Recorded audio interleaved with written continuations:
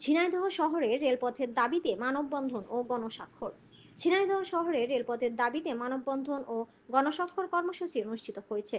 সোমবার সকালে শহরের পায়রা চত্বরে রেলপথ বাস্তবায়ন পরিষদের আয়োজনে এই কর্মসূচি পালিত হয়। এ সময় সংগঠনটির নেতৃবৃন্দ সহ বিভিন্ন শ্রেণী পেশার মানুষ ব্যানার ও ফেস্টুন নিয়ে মানববন্ধনে অংশ নেন।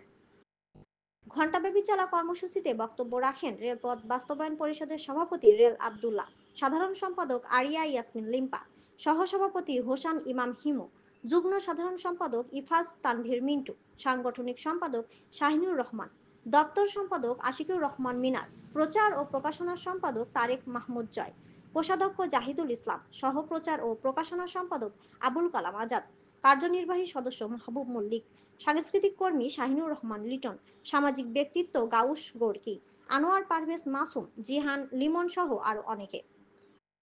এছাড়া কর্মসূচিতে জেলার বিভিন্ন রাজনৈতিক, সামাজিক, সাংস্কৃতিক ও পেশাজীবী সংগঠনের নেতৃবৃন্দ ও অংশ নেন। বক্তারা বলেন, যশোর, কুষ্টিয়া ও চুয়াডাঙ্গায় রেল লাইন থাকলেও ঝিনাইদহ শহর এখনো রেল সংযোগ থেকে বঞ্চিত।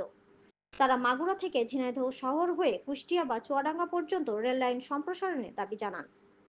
বক্তারা আরও বলেন, এই রেলপথ বাস্তবিত হলে এই অঞ্চলের মানুষের বহুল প্রত্যাশিত যোগাযোগ ও অর্থনৈতিক উন্নয়ন নিশ্চিত হবে। জায়গা থেকে আমরা দাঁড়িয়েছি এই আমাদের শহরের রেলপথ বাস্তবায়নের জন্য।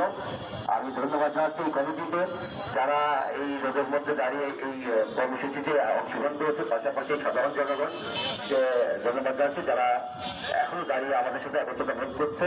আমরা স্বপ্ন দেখি, আমরা আশা রাখি। আমরা সম্মানিত সভাপতি অ্যাডভোকেট এম এ মজিদ ভাই, গত রাত্রে আমাদের সাথে কথা হয়েছে, শারীরিক অসুস্থতার কারণে মজিদ ভাই আসতে পারেনি।